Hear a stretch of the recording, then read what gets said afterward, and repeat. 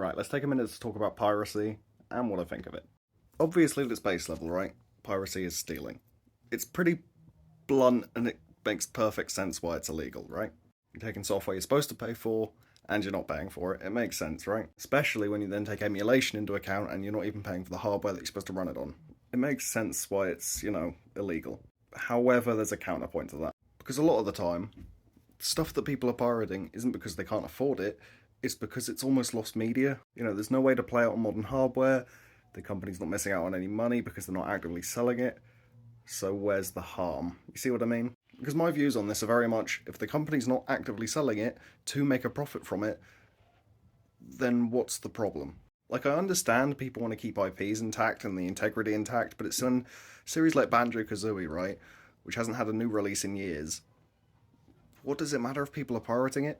Yes, I know the Switch has its retro console market now, and, Microsoft's side of things has Rare Replay, so it is entirely playable on modern platforms.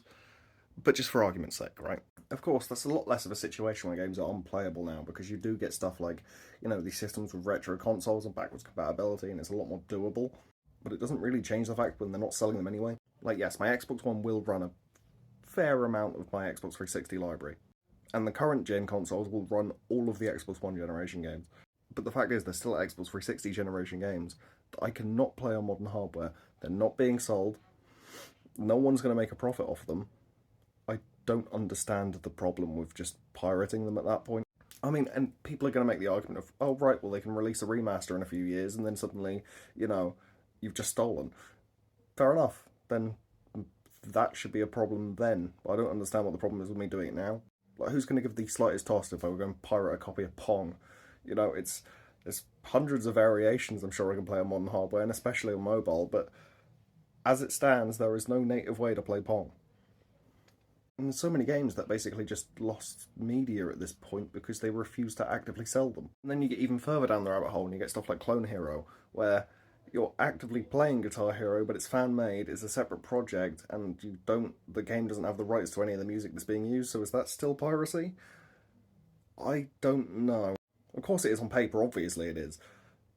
But who cares? No one's playing Clone Hero to hear the songs specifically, they're doing it to play through them as a game.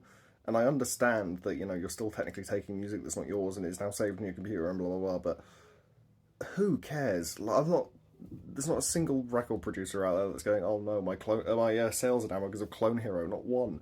If anything, it's the other way around, where you hear a song on Clone Hero for the first time and then you go and listen to it. But I don't know. Let me know your thoughts, because I know this is a heated one, and I'll see you in the next one. Drops a follow.